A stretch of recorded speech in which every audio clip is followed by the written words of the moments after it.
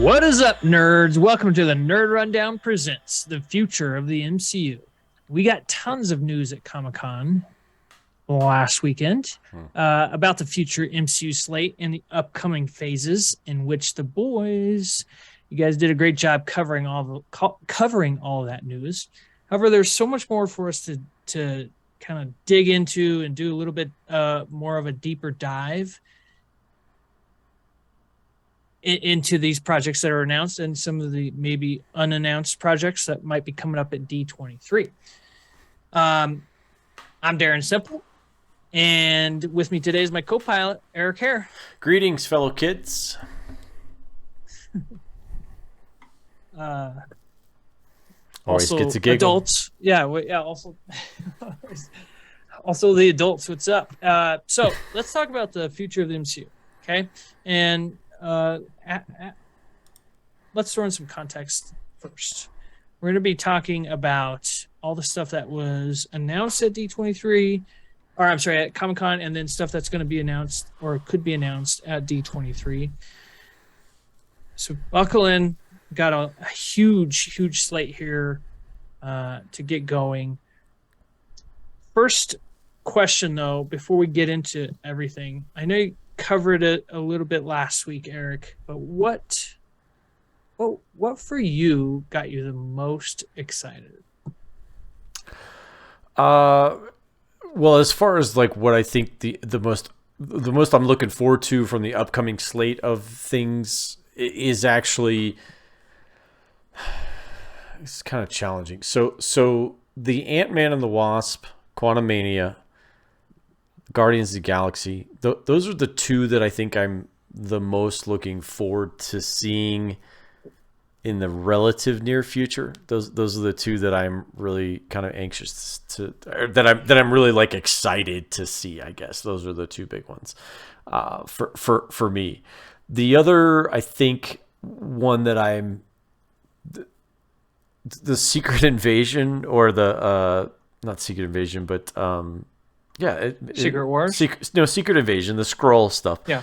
I'm kind of curious to see how that's going to be, because I really loved Ben Mendelsohn and I love Samuel Jackson. So I think the two of them together, I think I'm looking forward to seeing that, or kind of where they're kind of going in that direction.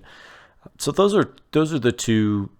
Those are the two or three. Those are the two big screen things that I'm most looking forward to, and then that's the small screen thing I'm most looking forward to. Okay, I love that answer. I will say we already knew Quantumania and Volume 3 were happening. Right. We also knew Secret Invasion was happening. So right. Not out of the stuff that was newly announced. Oh, okay. Oh, sure. Okay. Well, all right. If we really want to... But also great answer on that first one. Yeah. Really good detail. I think probably the Thunderbolts, I think, and because I think we all kind of knew that we were going to get a Daredevil deal. Like, there was no way that Disney was going to leave that money on the table, because that's way too much. There's way too much interest. There's way too much love for that character coming out of Netflix that Disney, I think, was going to let that go.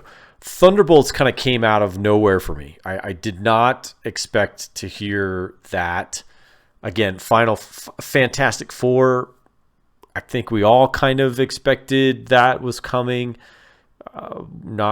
So I would imagine that the two pieces that I think I would probably be the most like I wouldn't say surprised at or like looking forward to the most would definitely be Thunderbolts, because I'd like to see what that is going to look like, and then the Kang Dynasty Avengers stuff, but because not that I'm already looking forward to the wrapping up of the Kang stuff. We haven't even been introduced to the Kang stuff, so I mean, we're still in Loki, except for in Loki, right? Which we didn't really get like any Kang stuff. Like we got just he hasn't really been named. Like this is like the character from Harry Potter, he who must not be named, or whatever. So, sure. So those I guess are the two things that I think that of the unannounced stuff that I was more excited to see. So, sure, I respect that answer.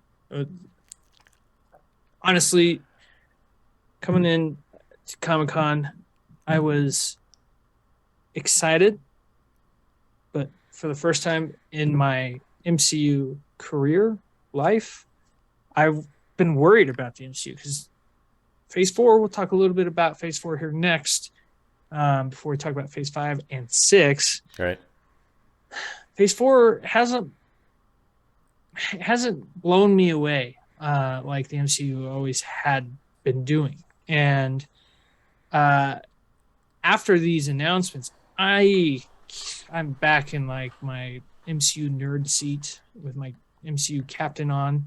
MCU captain on my jersey as the main MCU nerd here. And I will say some of the stuff we got from stuff that was already announced was really great. I will say I watched the Wakanda Forever trailer on my phone in Mexico last week multiple times, and I'm like, man, this is really, really amazing trailer. And then I watched it on my big screen TV with my, home theater system set up. And I got emotional.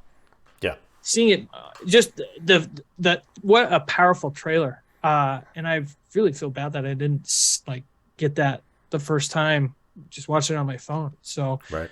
Out of the stuff we kind of saw or already knew was happening, seeing what's coming in Wakanda Forever is incredible, and we are in for a massive treat with that movie, I believe. Out of the stuff that was newly announced that we didn't have official confirmation, sure, Matt Murdock showed up in No Way Home. We've heard rumors he's in Echo and She-Hulk. But having an official announcement for Daredevil it was the best thing for me. And then seeing it's an 18-episode season, which opens up so many possibilities. And that's a lot. They are giving us a lot of Daredevil. We'll get into that as we get down the road in this. But I think just having that official confirmation for me. But then to see, we get the King Dynasty and Secret Wars in the same calendar year. Holy cow! I'm losing my words. That's a huge announcement. So that's where my hype is. I want to talk about Phase 4, and I know you haven't seen Thor yet, right? I have not. No. So, no spoilers for you. I'm not going to try to convince you of how it is or how it is not, but I wasn't. You already know I wasn't in love with the movie. Yep. Going backwards, Multiverse of Madness didn't meet the hype for me. You look at some of the Disney Plus shows. Look, WandaVision was going through it was exhilarating. Didn't stick the landing. Really, really liked Falcon and the Winter Soldier. Really liked it. Maybe could have done more. That the pandemic definitely changed the storyline. I don't want to have some posthumous thoughts about it that changed my initial feeling about it because I loved it. Right. Loki was incredible for me. What If was great. Was good. Hawkeye was good. I really enjoyed Hawkeye, but it wasn't groundbreaking or any life changing. It wasn't. It was good. It was a vehicle for what it was supposed to do, which is is really introduce us to a new character. Yeah. It's not something I would like. I've watched The Winter Soldier probably 50 times in my life. Sure. Just have it on in the background. I would never watch Hawkeye again. Yeah. Unless I was doing a a rewatch of the series for the show at some point in the future. Right. But after Hawkeye, there was Moon Knight, which Moon Knight was good. Good. Didn't necessarily stick the landing either. Yeah. Miss Marvel, I will say, I haven't finished Miss Marvel. Watched the first 2 episodes. Loved the first 2 episodes. But it's not something that I was like hyped for, or even after the first 2 episodes, I'm like, I have to watch it. So, and then you sprinkle in Multiverse Madness and Thor, and it's just like, oh man. And then, She-Hulk, I'm really hyped for She-Hulk because it's one of my all-time favorite characters, but not a great first trailer. Comic-Con trailer was much better. Yeah. You can tell things are improving with it. Yep. So I'm excited to see where that goes. We get an I Am Groot 5-minute shorts, which looks great. It's, I'm sure my kids will watch it 1 million times since it's only a 5-minute short. And then we'll end phase 4 with Wakanda Forever. So hopefully that movie kind of elevates phase 4 more than it should have been. And you think about Black Widow was in phase 4. I always forget Eternals. I'm thinking about phase 4, and Eternals literally just popped in my mind. Shang-Chi was really good. I really liked Shang-Chi. But phase 4 just hasn't stacked up against the first 3. Your thoughts on phase 4? Well, let me ask you a question on phase 4. Is phase 4 a rebuilding or a regrouping? Is it a deep breath by Marvel before we get the next leg up? Because you can't continually stack, go, and I feel like phase 4 really phase 4 was just a deep breath for everybody to say, okay, really good analogy. Wow, we just finished Endgame. We're done with the Thanos stuff.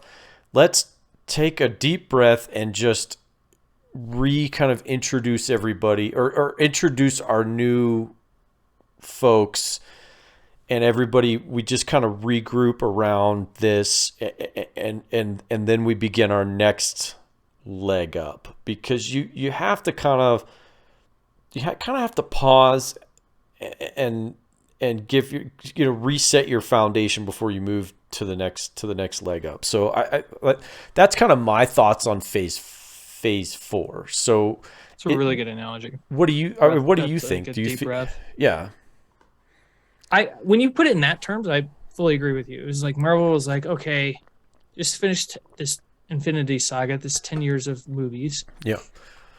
We can't top that. So we're gonna need to flesh out some time to take a breath before we head into what could be just as crazy of a back end saga, phase 5 and phase 6, as what you have in the Infinity Saga in a more truncated time frame. That was 10 years. This will be 7-8 years, I think. 7 by the time it's over. So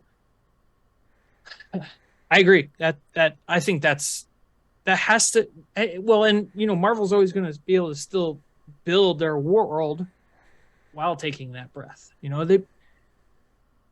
They're doing things that are unheard of in the movie industry by having one world, one canon that is both in the streaming service and in the movie world. So you get, which they haven't crossed over yet. Well, in the pandemic, I think we need to make sure that we are tempering expectations. Yes, you kind of put yourself in there. A lot of stuff happened in phase 4 that were not anticipated, and everybody just tried to do the best they could through stuff. So like Chadwick Boseman passed away. Well, yeah, that's where I was going to go.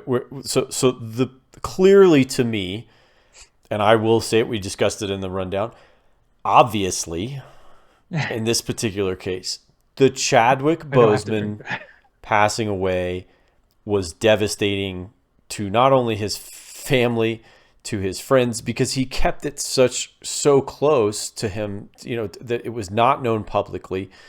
That was devastating news. And so to see that happen, to see the impact, because I really believe that Black Panther moving forward was going to be, and maybe still will be, the next Captain America, if you will. Like he was going to be the guy to lead. He was going to be the guy to lead the MCU to the next phase of things, because he had gone through the vengeance thing with the Winter Soldier, and so he had moved on, and he was an integral part of the Avengers. And so I just felt like that really kind of took the wind out of the sails of the overall Phase 4 stuff. I really do. And again, going back, deep breath, we're introducing some new characters to this whole thing, and we're doing it on the small screen. And so we're not going to have the big budgets to put out all that stuff. And so you're going to get introduced to this character. You're going to get introduced to this character. And so there's a lot of ground, a lot of building of a foundation here. And it's not all that exciting sometimes, because we're not talking about the origin story. When you built the foundation before for Phase 1, Phase 2, Phase 3, it was, hey, I'm going to tell you the origin story of Captain America. I'm going to tell you the origin story of Iron Man. I'm going to tell you the origin story of Thor. Doctor Strange. So you get all these characters who are well-known, well-loved characters. And so when you finally conclude their story arc, which we did with Endgame, where do you go from there? You have to kind of reintroduce people to new character, or introduce people to new characters, and maybe reintroduce people to characters, and have them be in different roles. Where we see Doctor Strange, he's no longer just a part of the Avengers. He's now leading, a leader among the Avengers now, because he's helping Peter Parker. He's helping, moving through the multiverse and kind of moving the other universes. Yeah, exactly. So interesting time period. But I think you really need to take Phase 4, and then again with the pandemic, that was the other huge thing that kind of happened. I'm sure that really messed with the writing. It messed with the set productions. It messed with all that stuff. So maybe things just don't flow the way you want them to flow. But I can tell you that they didn't mean to miss on Doctor Strange. They didn't mean to miss on Thor. Those were supposed to be slam dunks, and those are gonna be $1 billion properties, and we're just gonna move right on. And not that neither one of them did terrible. They're both gonna pull in a truckload of money for Marvel, because what else are you gonna go watch? But so I think Wakanda is going to be, Wakanda Forever is going to be your tent pole, and really your springboard into Phase 5. I really think that's going to be your springboard into Phase 5. So again, well, literally is, because it's the last movie in Phase 4. So after Wakanda Forever, and I don't think it's going to miss. I really don't. I think Ryan Coogler is too good. And this looks incredible. I mean, it's just that, watching that trailer on my big screen with the big sound. Go watch it in your movie theater, because it was heart pounding. Quick step back in Phase 4. So the next thing we're gonna get is the I Am Groot 5-minute shorts. Then we move to She-Hulk, Attorney at Law, August 17th on Disney Plus, starring Tatiana Maslany as Jennifer Walters. Cannot wait. We'll also bring back Mark Ruffalo as the Hulk, Charlie Cox as Matt Murdock, Daredevil. Cannot wait. We're also going to get the Wrecking Crew, which is one of those like small time bad guy groups that you could just throw into any comic storyline and have the hero beat him up. Cap fights him all the time. Hulk fights him. Thor, so She-Hulk fighting the Wrecking Crew in this is going to be awesome. It looks like they're gonna have more of the fantastical characters debut in that show, like elves and stuff. I think the judge turned into an elf. Emil Blonsky is back. The Abomination, which, like I said, so they're having these things in Phase 4. Streaming and movies have not crossed over yet, and the shows have pulled from the movies, but the movies have yet to pull from the shows. But I think that starting very soon, we'll start getting stuff pulled from the TV shows into movies. And honestly, that might start with Wakanda Forever, as we got a glimpse of Riri Williams' Ironheart in that trailer. So it's going to happen. They're going to start crossing over soon. So then we're going to get a Halloween themed kind of special, which is Werewolf at Night. Really cool, like a limited series comic run. Should probably bring back Moon Knight. Should bring back maybe other characters that we've seen before. Really interesting thing about that is it's directed by one of our favorite composers, Michael Giacchino. Really interesting. So, yeah, very interesting. That is interesting. So then, Wakanda Forever on 11/11, favorite number. Then we get a Guardians of the Galaxy holiday special in December 2022. Hold on, I do have to ask you a speculative question. Although maybe we can get into. I love speculative questions. We get into a. Who do you think is in the suit? The suit? I mean, I paused it. I'm not kidding you. I think I said it in last week's shit. I paused it and I was like studying the calves and the legs to try and figure out, is that like a woman's calf and leg, or is it a man's? And I obviously I speculated to what I would think would be super cool, which is to have Michael B. Jordan, Killmonger. I think it'd be cool, and that's one of the possibilities. I think that's a top 3 choice. I think it's between Michael B. Jordan, Letitia Wright's Shuri, or Lupita Nyong'o's Nakari. Yeah. Anyway, if I had to choose, I would say that it's going to be Nakia is her name. Lupita Nyong'o, Nakia. Okay. That's going to be my guess. I think she'll take the mantle from her love. Yeah. What about husband wife Angela Bassett in the trailer? What'd you think? Just we paid our respects to Nichelle Nichols in the rundown, and we ended that by calling her a powerhouse. Yeah. Like I said, I watched this trailer on a big screen, and her little monologue is a powerhouse monologue. Dude, it was so emotional. Like the emotion in her voice. Yeah, she's so it's just so. I can't think of any other word other than power. Yeah. Just powerful. Her presence. It's an interesting line too. Her presence, I think, is. She has such poise and presence to when she talks. It just, you can't help but like, it's just, like, it's like, oh my gosh, like whatever. Totally.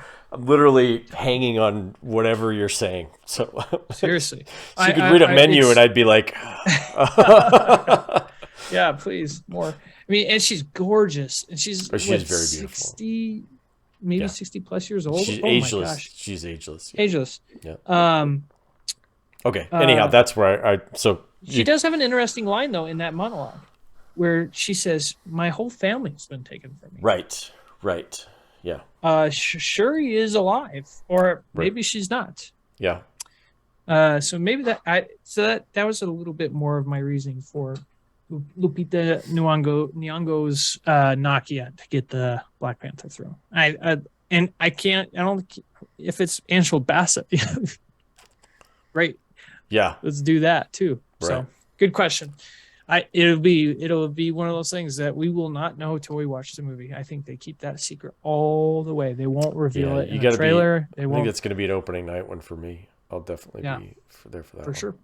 For sure. Yeah. Okay, so then we get to we had a Halloween themed episode. We get a Christmas themed or a holiday themed special with the Guardians of the Galaxy holiday special. Written by James Gunn, directed by James Gunn, filmed at the same time as Guardians of the Galaxy Volume 3. Yep. We don't know much about it. It's set between the events of Thor: Love and Thunder and Guardians of the Galaxy Volume 3. So that's as far as we know. What cosmic shenanigans are they going to get up to in a holiday special? Yeah. Very excited to see that. But I mean, Peter Quill is a human, and so he has these memories of what Christmas was like. So I can only imagine what he forces on his crew, and to see how Rocket and Nebula and and the rest of the gang kind of go with for that. I don't know. It's going to be good. I have no doubt that this is going to be good.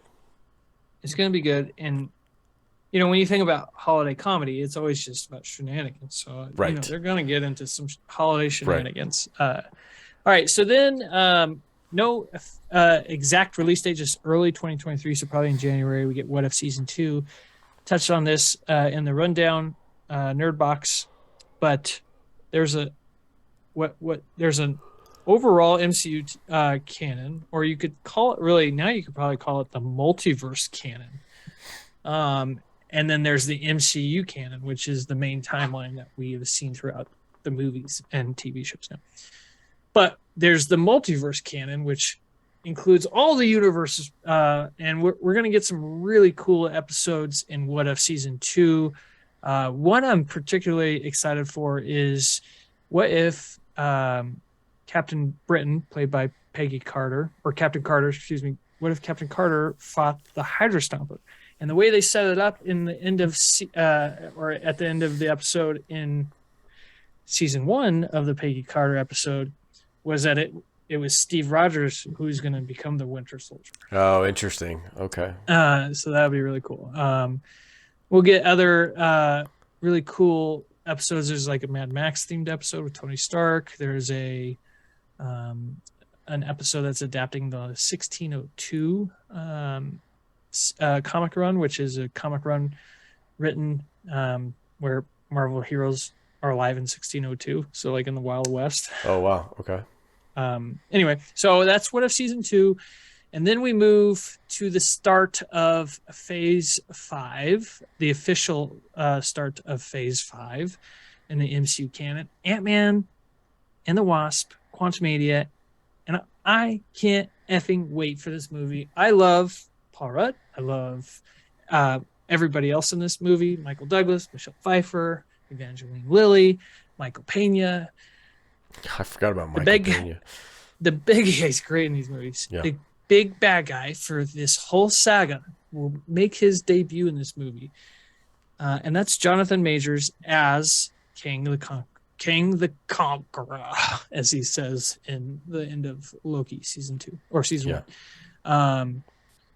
He doesn't call himself King the Conqueror. He's like, I've just been named many things, a jerk, conqueror, So anyway, cannot wait for this.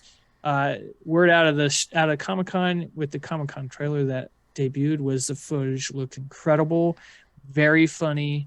Paul Rudd he is so good in this role. He has owned this role, and now he gets to be a vital part of the future of the MCU with this movie, setting up massive implications with the quantum realm. Yep. We're going to get a Bill Murray quantum realm character. He's like native to the quantum realm, and he probably had a relationship with Michelle Pfeiffer in the time she was there. So much good stuff out of this, and I love how kind of punny they are. With their puns, they're little puns. They just do little, like their humor out of little things is really funny. Yep. So out from this movie, it was one of your top 2 most excited projects coming up. Yep. It's the start of Phase 5. Peyton Reed has said it will completely change what we think about the MCU. What do you think he means by that? It's a bold statement. I don't even know what that means. Like I really don't. I really don't have any clue. I guess that really just puts you into, we're really going to start to dive into what the multiverse is going to really entail and get a deeper glimpse into, because we've gotten kind of samplings, but I don't think we've really dove in head first. And I think we're going to, with the quantum verse, I think we're going to, the quantum realm, I think you're really going to deep dive. And I think because the way we got things with Thanos was he was just trying to destroy this universe. you know, like he was just happy with snapping and killing half of this universe. And Kang has his eyes set on much more. And I think maybe he's referring to the scope and scale of the villain is really going to change how this goes, because he's not satisfied with just snapping his fingers and killing half of what's in this one. So that would be my so you nailed that. That is a great point. Thanos he only knew about this one universe. Right. He didn't know about the unlimited amount of universes there are that King knows about. Right. And that's really where, we end this saga with the King Dynasty and Secret Wars. Yeah. What the hell is the King Dynasty? Is that going to be all the kings in one movie? So we'll really start seeing the direction that we've been lacking from Phase 4 that people have been complaining about. We really start seeing the direction of where it's going to lead to at the end of these two sagas. Right. So excited for this movie. So February 17th, Marvel does not care. They will release a movie in February and they will make $600, $700, $800 million plus dollars. That used to be the dump your trash bin month. So then in spring 2023 still, Secret Invasion comes out, and really this is one of the things where I wanted to deep dive in. I'm really nervous about this because this could be a saga on its own, the Secret Invasion saga. And it's a massive story. It's a top 5 storyline in my own opinion in the comics, in Marvel Comics.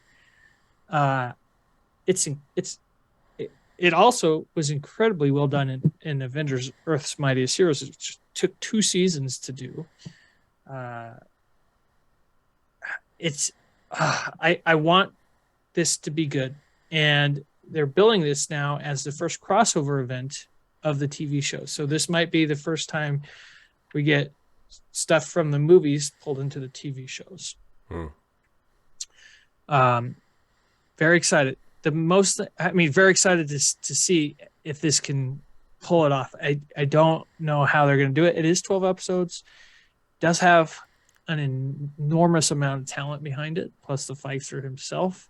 So it's hard to doubt him on this. But man, it feels like it should be so much more than a Disney Plus series. So at least it's not a movie where it's just 2 hours, and at least this is 12 episodes. So at least it would be kind of dragged out a bit. But also, they are saying 12 episodes. Yeah, they are. Here's the thing that they have to overcome. In the comics, Skrulls are bad guys. There's no doubt about it. They're evil dudes.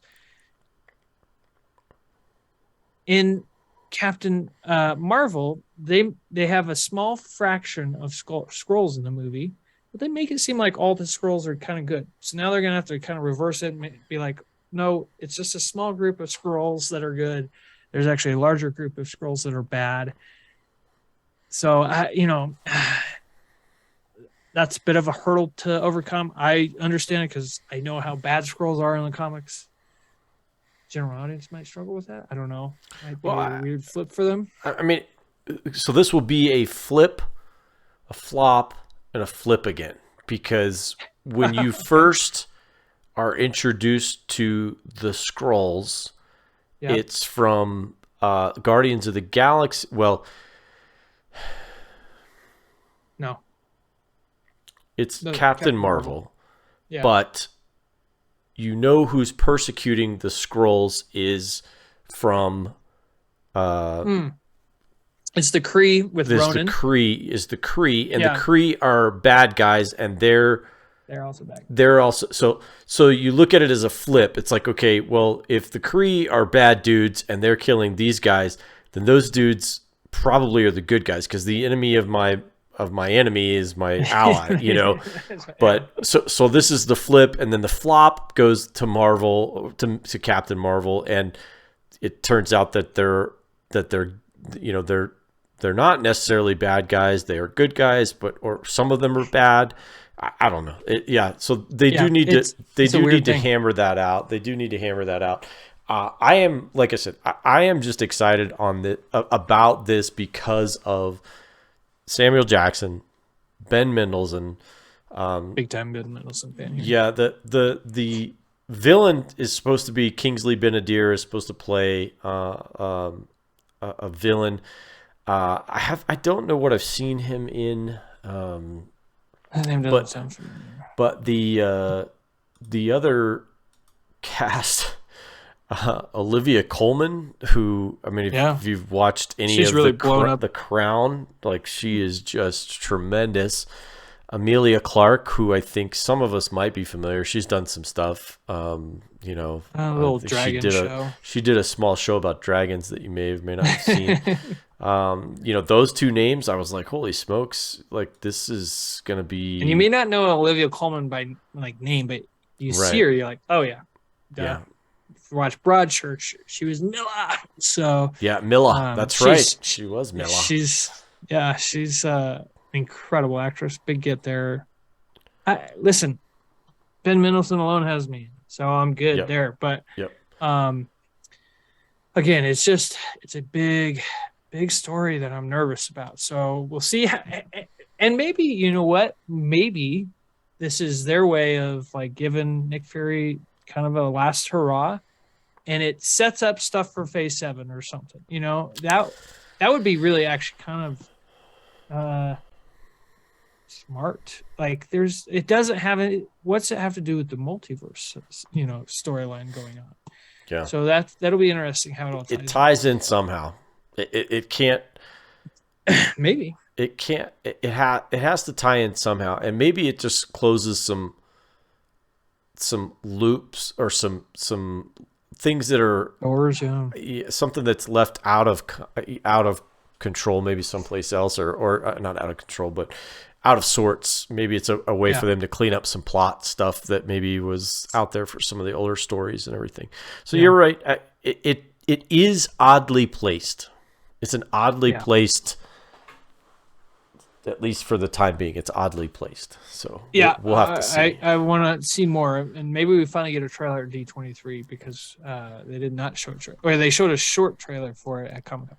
Yeah. All right, then we move to May. The big May slot is the Guardians of the Galaxy Volume 3, threequel. Is that what you would call it? Threequel? Yeah. Trilogy, ending to the trilogy. And James Gunn has come out and said that there will be a lot of death, and this will be the end of the Guardians of the Galaxy as we know it, meaning that not necessarily the team is going away, but this iteration of the team will be going away. Yeah. And what that means for whomever may die, who knows? Could be Star-Lord. It could be. I definitely think they're killing Drax. Yeah, that's happening for sure. Probably right? Rocket. Now, here's the thing about it. They have said that Rocket is the heart of this movie, and we get to see how Rocket was made, who made Rocket. We get to see the High Evolutionary, and he's played. I don't know if I'll ever be able to get his name right, but he was on Peacemaker. Oh, that's not 1997. Peacemaker is not it. That's not what I want. Will Poulter? Poulter? No. The guy from Peacemaker. That was the leader of the team. Oh my gosh, he ended up being why? Oh, here he is. Okay, Chikwudi Iwuji. He's playing. He played Clemson Mern. Remember, he was like the he was the black guy. Yeah. Okay. Yeah, he was. I didn't want to like give away. He was the Okay, he was one of the. Yep, gotcha. So he's playing the High Evolutionary, which is like a top tier, top 3 most powerful being in Marvel. There's the one who stands above all, and then maybe one other guy between him and the High Evolutionary, but he also might be second. So very powerful character. Did he create Rocket? That is going to be a big question heading into this movie. Who knows? Maybe Rocket. Maybe this is Rocket's last hurrah too. So and it's going to end of the line for the Trash Panda. Yeah, it's going to be a heavy movie, and I think Peyton Reed just got his. He'll become the first director to direct 3 movies in a row, and now James Gunn right after that will be getting his 3rd movie in a row. So, what the one before that was the Russo brothers, right? That was the only other one. Russo brothers didn't direct the first one, but they directed two Captain America movies and 2 Avengers movies. Yeah, so they have 4 MCU under their belt. They have four, but not a trilogy. Oh, I see what you're saying. Yep, gotcha. Yeah. So what do you hope to see out of Guardians of the Galaxy, Eric? I'm okay with what they're setting up. I think I expect, like he said, it's probably going to be a lot of death. And I'm okay with it. I think that the Guardians far exceeded Marvel's expectations for what that was gonna be, and so I think pleasantly surprised by the success of. My brother is not a big comic book guy. Like the MCU is really difficult for him to keep up with because there's so many different properties. But he is slowly going through in chronological order the MCU stuff. And when he got to the first Guardians of the Galaxy movie, it was the only movie he picked up the phone and called me and was like, "Hey, I just finished watching Guardians of the Galaxy and it was awesome." And I was like, I said, "Totally. It was great." So I'm hoping that they do a good job wrapping this story up. I think it's hard with how they ended, Endgame, the way Endgame went and the way Infinity War went. There were some deaths, that happened, and so I think it's time to say goodbye to a lot of the characters there. I think Star-Lord, is probably done. I think he needs to move. Either needs to move. The character needs to pass, or he just returns to Earth and starts a life there of his own or whatever. But I think Drax for sure. I think Drax probably goes, and maybe Rocket is where they kind of start things off, and him and Groot can do their thing or whatever. I don't know, but I haven't seen Thor: Love and Thunder yet, so I don't know. I know I'm working off of an incomplete knowledge set. I think a lot of people who've seen that maybe have a bigger knowledge set than I do. And so I guess, I don't know. I'm not really, I guess I'm struggling with like how to kind of say what I want out of this. I want a good finale. I guess at the end of the day, that's really what I should have just said from the very get. I just want a good finale for these guys. I'm okay with it being a trilogy and them wrapping the series up. Some of the characters may go on to do other stuff, but I'm okay. I'm okay with them wrapping it up cleanly. So, what about you? What do you think? I want it to be a good finale. I think that just goes without saying. Like, Yeah. of course, we want this to be good. But I think Star-Lord is a character you could keep and move him into another property if you need to. Yeah. But Drax has sorely been undersold in the MCU. He's a very powerful character in the comics. Nebula, same, pretty forgettable. Actually kind of annoying. Gamora, I'm okay with saying goodbye to her too. I don't know. Which I'm we not already as, did. I love, yeah, we already did kind of. I like Guardians of the Galaxy, but I'm not as big of a fan of Guardians of the Galaxy as most people, especially being a big MCU nerd.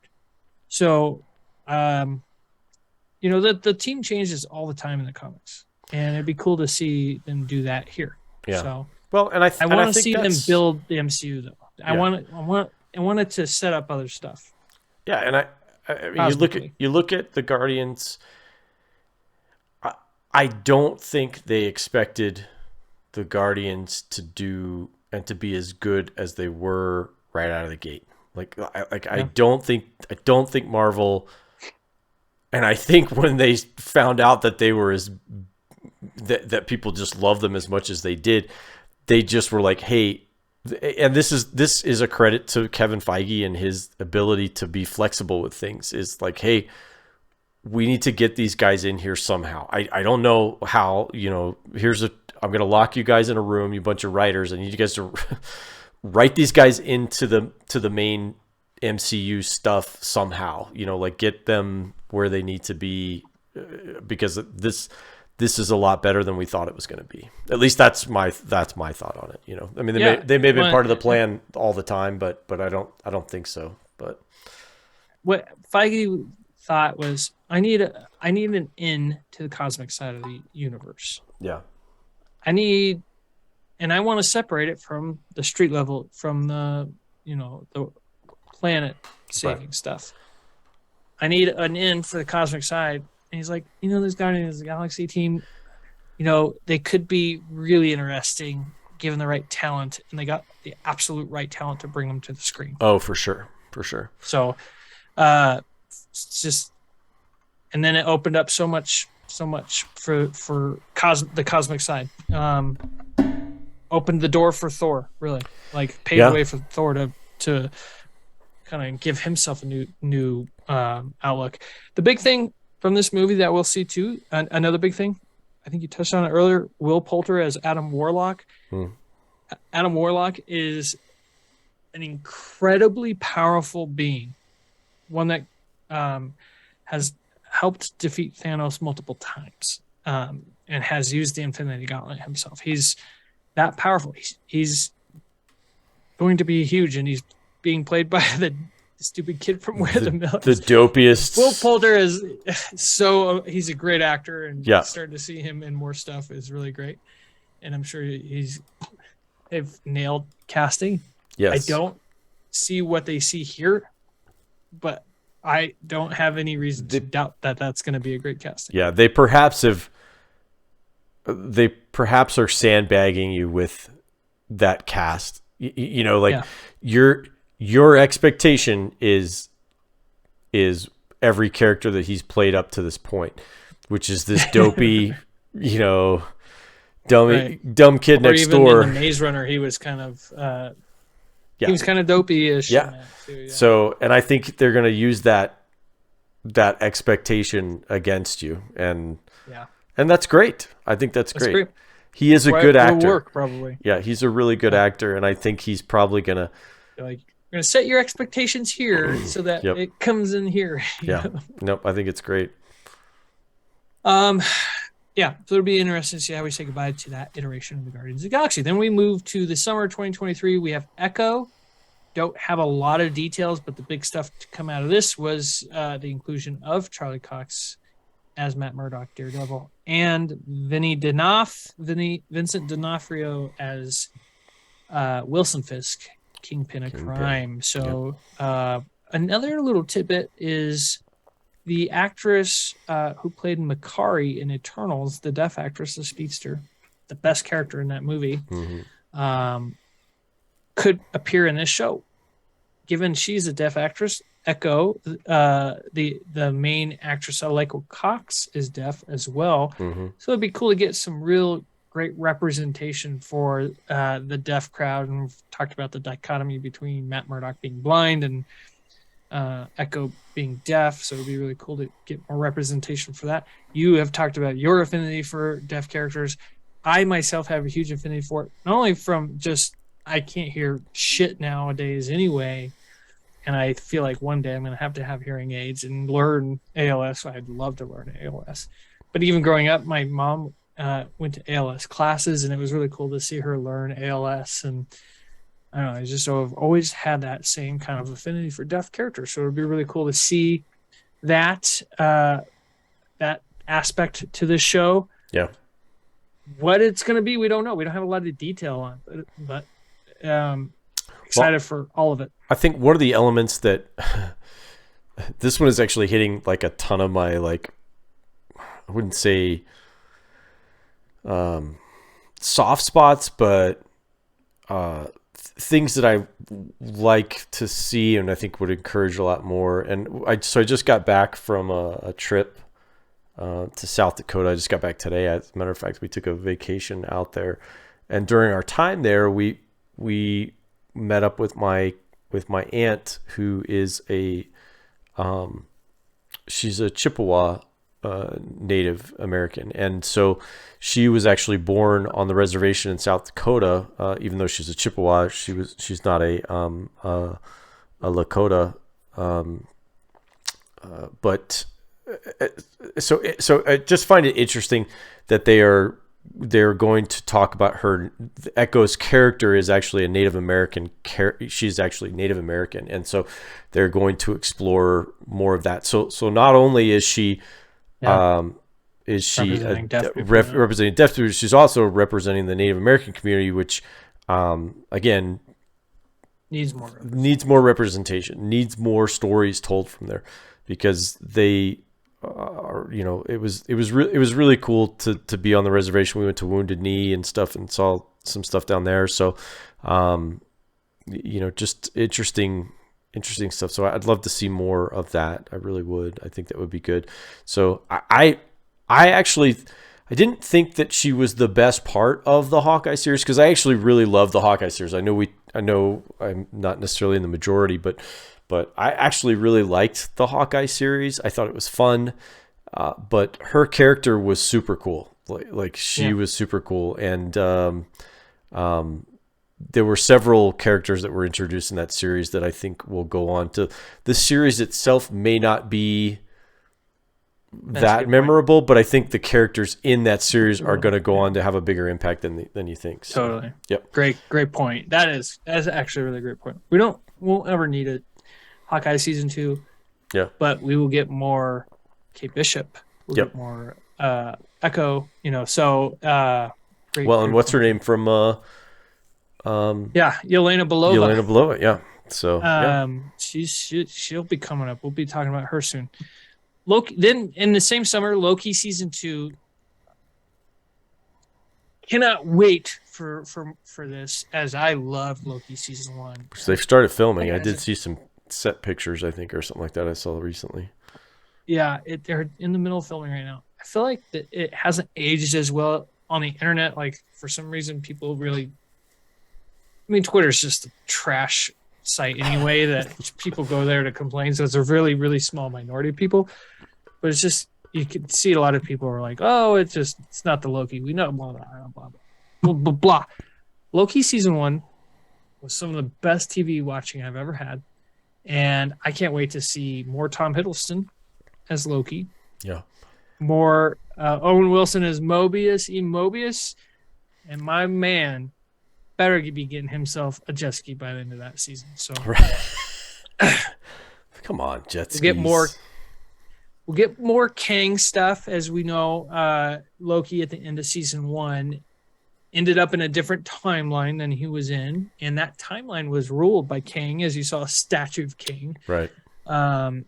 And as what He Who Remains said in the finale, "You're afraid of me. Wait till you meet my other variants." And so we'll get to see, we're heading towards the Kang dynasty, full steam ahead with Loki season 2. Yeah. Cannot wait. How about you? Yeah. I couldn't agree with everything you said more. I'm really looking forward to it. I think with the introduction of Kang officially in Quantumania, that we will, I think for the first time, really see, if you will, a handoff between TV show, a movie, back to a TV show to really progress the MCU story forward. I think that's where you're really going to see that for the first time. Mm-hmm. And by that, I mean, you really go from Loki season 1 TV show. You're going to hand the ball off to Quantumania for season to really introduce the character, then back to Loki for season 2. Great point. I can't imagine that they wouldn't continue to flesh out the Kang stuff, that they really introduced. So, and then really great point. They'll kick the ball back to the MCU stuff for whatever, what we'll be talking about. Where will next. he show up? Where will he show up next will be the question exiting Loki season 2. Right. Because when you look at the next MCU project, it's the Marvels, July 28th, 2023, which will combine Miss Marvel, Captain Marvel, and Monica Rambeau, who doesn't have she's just called Monica Rambeau right now. I don't think she actually has her photon name, or she has a couple names she goes by, but you know what? Like I said, I've watched the first 2 episodes of Miss Marvel, and I'm looking forward to finishing that series. But the thing that just captivates you in those first 2 episodes is Iman Vellani's Kamala Khan. She oozes charisma in those first 2 episodes, and it's awesome. I cannot wait to see the Marvels now. I know you love the first Captain Marvel, so I know that this one you're excited for. Yeah, I wasn't the biggest fan of that movie, but I'm excited to see more Brie Larson. Yeah, anytime. I liked. I did like it. I did like Brie Larson. I thought she was really good. I have not watched any of Miss Marvel. I saw the trailer, and while I found her very charming, I just wasn't into it. But I will watch it at some point. I'm so far behind on everything right now. It's ridiculous. It's just absolutely ridiculous. You got to watch The Gray Man, dude. I'm hoping to catch up, because a lot of stuff that was taking a lot of my time is now kind of coming to an end, and so I should be able to. I was coaching t-ball. Emilia was in softball and stuff, so it just, a lot of my time was just taken up with a lot of stuff. So, yeah, I get it, and I'll let you know at the end of Miss Marvel when I finish it. Yeah, I do know that it connects directly to this movie. At the end of WandaVision, we had a post-credit scene where Monica Rambeau met a Skrull, and told her that she's needed in this, in space or in the skies or something, or somebody up there wants to talk to you. Yeah. Which is probably Nick Fury, who's working together with the Skrulls, as we saw at the end of not No Way Home, Far From Home. Yeah. Spider-Man 2. So there's talk about crossover event. You got 2 Disney plus 2 different Disney. So here you said before, really great point. You said Loki hands off to Quantumania, Quantumania hands back off to Loki season 2. This movie now takes 2 different Disney Plus shows. Properties, yeah, because of WandaVision. Yep. Monica Rambeau, and then Ms. Marvel, Mm-hmm. and combines it with the movie. So we're starting to really get that crossoverness to it. Yep. And really excited to see what brings it all together, the why behind it all. So yeah, they this strikes are me. filming this right now. I think the danger that you have of this, and while the appeal of it is still much different, because there's a lot of things that kind of turn people off about a particular property that I'm referring to in comparison, is Star Trek, because you have so much out there that goes from movies to TV shows. You have the whole science behind the Star Trek stuff, but a lot of people look at Star Trek and they're like, where do I start? And I worry that the MCU is going to get this way too, because it's like, well, I can't watch this movie because I haven't watched the Marvels. I haven't watched Miss Marvel and I haven't watched WandaVision. So how do I know what's gonna? I get what you're saying.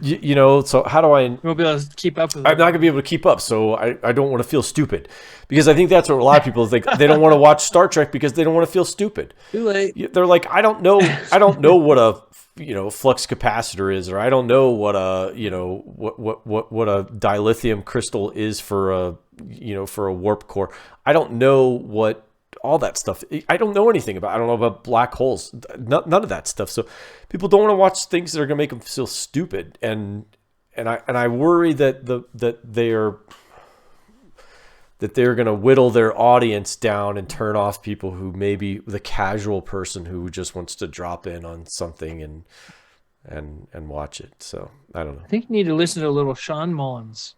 Everything's gonna be all right. Or is it okay? I don't know.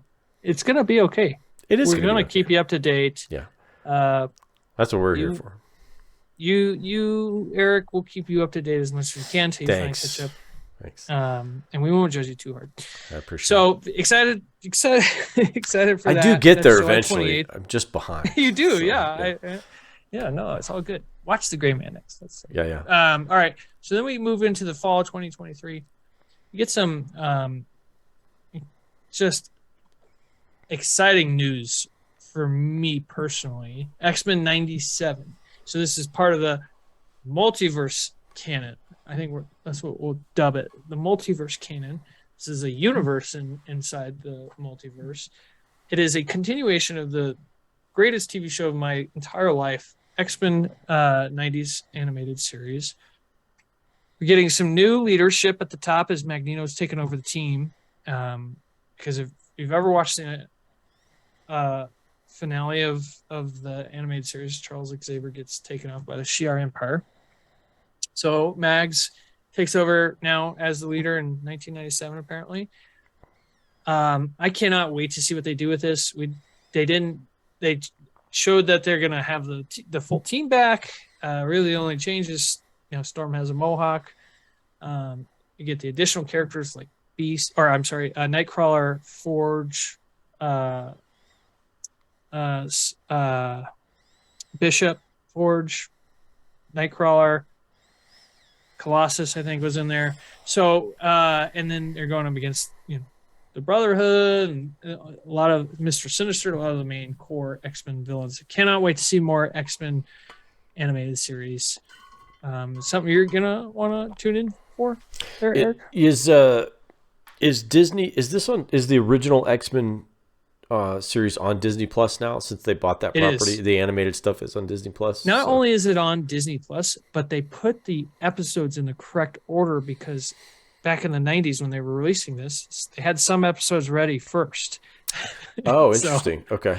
They would be doing a storyline, and you would have to watch like an episode from that would be like down the road. But now they can release them all in the correct order. So if you watch it on Disney Plus, you watch it in the correct order. Yeah. I'm not much of an animated person. Right. So this really doesn't do anything for me, but I do like that we're getting more X-Men stories. Again, I'll go back to my belief from before is sometimes you have to take a step back and take a breather. And I think the X-Men are at that point in time right now where we're taking a step back and we're just going to take a breather from these guys before we can bring them forward into the actual live action MCU stuff. And I think keeping them on the small screen in an animated form keeps them relevant, keeps them interesting, and we'll be able to move them into the live action at some point, in the future. So it's up there with some of the most recognizable X-Men, the animated series. When a lot of people think about the X-Men, they think about certain X-Men characters coming from a certain time period of X-Men, whether that's the Fox X-Men or you got the animated series, you got the comics. That yellow what do you think outfit, of first? Wolverine's yellow outfit. I mean, iconic outfit. These blue and yellow outfits. And here's another thing. So the property right before X-Men 97 is the Marvels. We could be getting, and it would be really amazing if we did, a proper Rogue in the MCU. And Rogue's origin story is so don't worry about the Rogue you saw in the Fox X-Men. That's just paper. That's the worst Rogue. The best Rogue is the Rogue who she was Miss Marvel at the time, because she was Miss Marvel, not Kamala Khan, but the Carol Danvers was Miss Marvel before she became Captain Marvel, and then they made a Miss Marvel after that. The original Miss Marvel, Carol Danvers, got into it with Rogue, and Rogue stole her power so hard that she kept her physical strength and her flight ability for the rest of her life. That's how hard she stole Captain Marvel's powers. Now Captain Marvel recovered and she got over it and got her powers back, but Rogue continued on as this badass character. So played by in the original Anna Paquin? Yes, Anna Paquin. Cute. So super cute. So if we somehow got a Rogue like Easter egg, and you got her like that, maybe they start sprinkling in X-Men over the course of the next few years, because we're not going to get an X-Men movie. We may get an announcement at D23. We did not get at Comic-Con like we thought. Maybe they start sprinkling in movies like that where we get a Rogue Easter egg. So then we move on. Ironheart still in fall 2023. We get Ironheart, which is Riri Williams. I believe that this will be not only an introduction to the character of Ironheart, but you get the chance to kind of pay homage to Iron Man.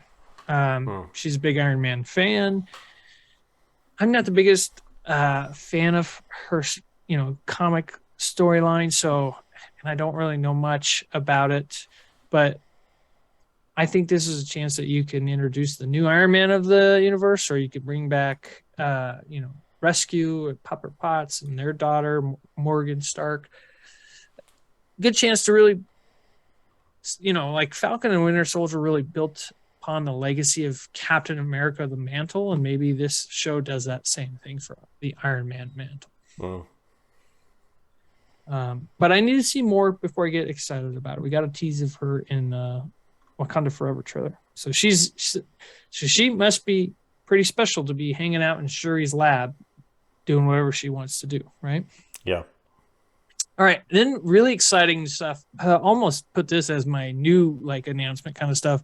November 3rd, 2023, Mahershala Ali debuts as the new Blade in Blade. Cannot freaking wait to see what they do with this. I want this to make me forget. I like the previous Blade movies, but moving on from that, now we got Mahershala Ali as Blade. Are you kidding me? Give me that.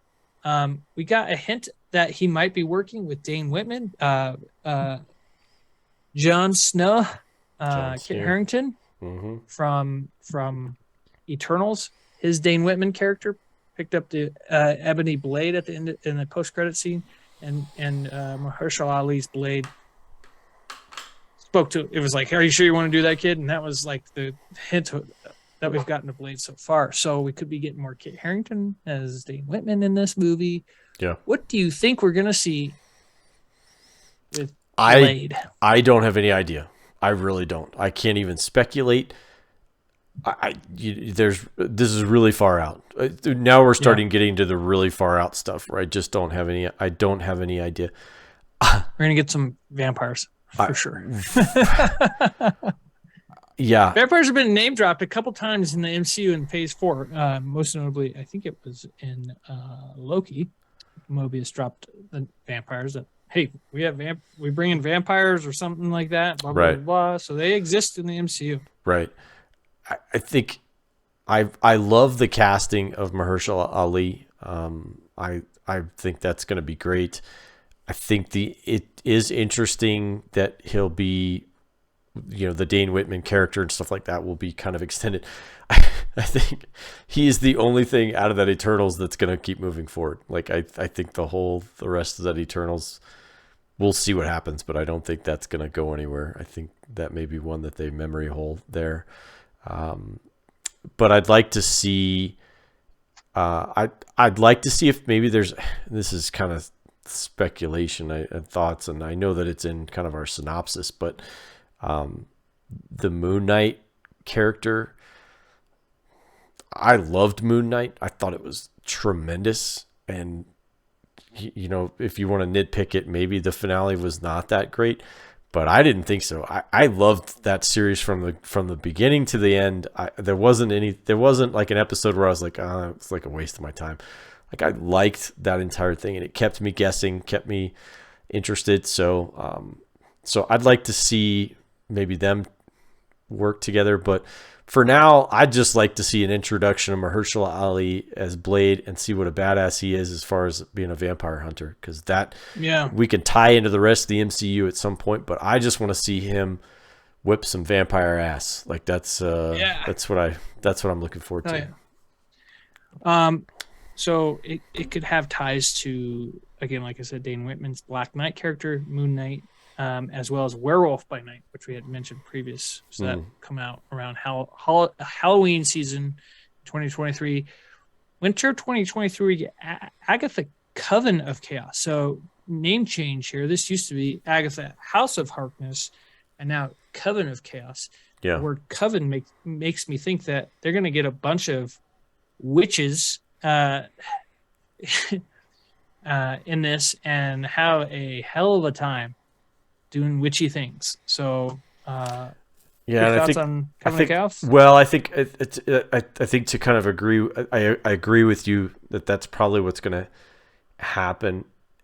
And this is how you wouldn't say rehabilitate, but you take a villain and you put her into a situation where she maybe doesn't want to be as villainy as these other villains want to be. So you turn her into a good. It's like Loki, like he's like a villain, but then you put him into a situation where it's like, hey man, like I just wanted to rule the place. I didn't want to like kill half the people there. Like I don't want to. A good point. I can't really like I'm a bad guy, but I don't really want to be that bad of a guy. I'm a bad guy, but I'm not the bad guy. So it'll be interesting.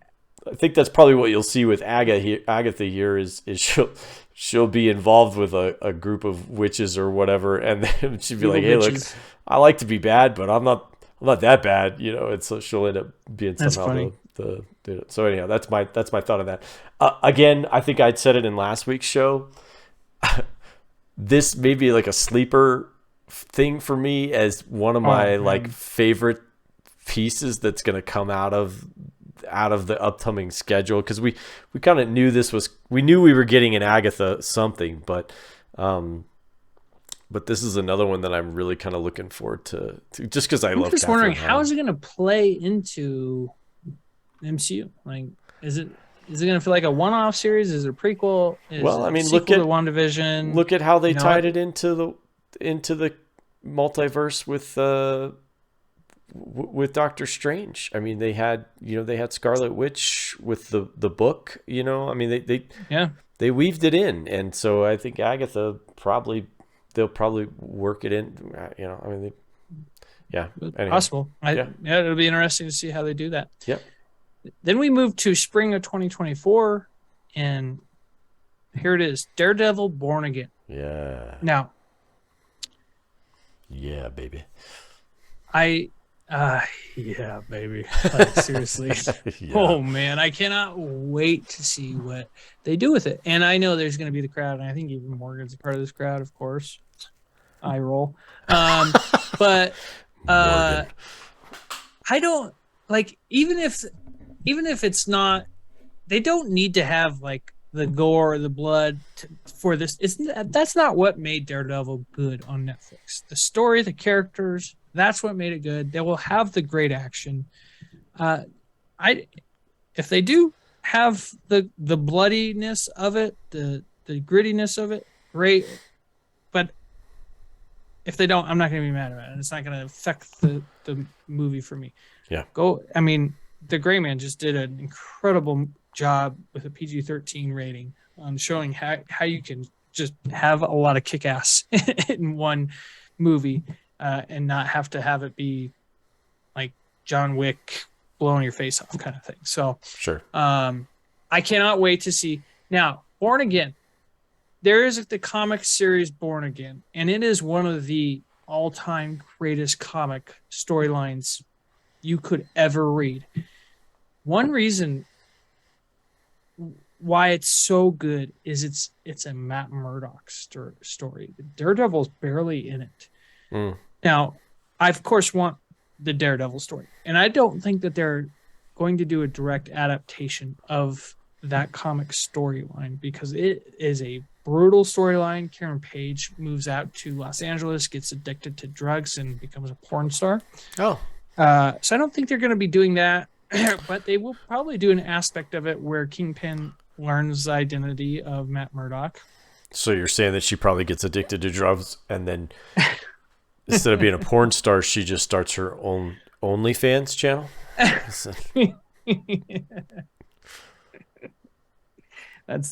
the way they update it. That's how they do it. Yeah, that's how they do it. But it's a really gripping story. But I think it's more just in name adaptation, as it's Born Again, on Disney Plus. Daredevil's Born Again on Disney Plus. Sure, it's a play on the fact that it's 18 episodes. Gives you the chance to really do a lot with this. That's like grandparents CBS TV viewing right there. That's like almost old school Lost days of TV viewing. And it's not 2 seasons. It's one season, 18 episodes, 1 season. So it could be like. Sorry, go ahead and finish your thought. The last piece of that was it could be that they are using this 18 episodes series to reintroduce us to the Netflix characters. So you might see Jessica Jones, you might see Mike Coulter as Luke Cage. I don't know about Danny Rand. We've talked about how it's not really been heard about that he'll be part of this, but John Bernthal, even the Kingpin side of the house, you could have Bullseye return as I mean, I'd hope he'd return. He was set up to return. There's some really interesting tidbits that this could be not the exact Netflix Daredevil story, but that was a universe, different universe, part of the multiverse canon. Yeah. So using that 18 episodes is there's got to be a reason for it, not just because we were clamoring for more Daredevil. I'm not complaining. Believe me, I'm loving it. I want more Daredevil. So, well, I know, like with The Walking Dead, they do 16 episode seasons, and they break them up into 2 sections. So it's a season, but you do 8 episodes in the fall, and then 8 episodes in the spring. So maybe you get something similar to that, where they do 9 episodes, and then you get a little bit of a break, and then they do 9 more episodes. They said that this is 18. That it's not getting broken up into 2 seasons. It's not No, getting broken up but like that. but they do it as one season, but you just get a bit of a break. They do a holiday break, so I think they Right. They usually came out go. and said there would be no break. Oh, interesting. Okay. Yeah. Gosh, 18 episodes, man. There's a reason for that. No, That's a there's lot. gotta be. Yeah, that's a lot, and um, we'll see. That's how you're going to have to do it if you want people to stay subscribed to your channels. That's the streaming part. Yeah, these 6 episodes, episode counts gotta Yeah. go. Give me 18. Yeah. So this is a big announcement. Yeah. Yeah. And Charlie Cox, incredible person, nice in every possible way, poured his heart into the Daredevil series, and so glad that he gets to return to that character. Agreed. Vincent D'Onofrio as well. Yep. All right. So again, like I said, they said no break. So this probably will bleed over into May, which we'll see Captain America: New World Order. So we get to see Sam Wilson return as Captain America and run his own movie. And one thing that the Captain America movies have always been about is it's like a political thriller type, or it's politics plays a part in it. Sure. War propaganda, and the first one, among many other war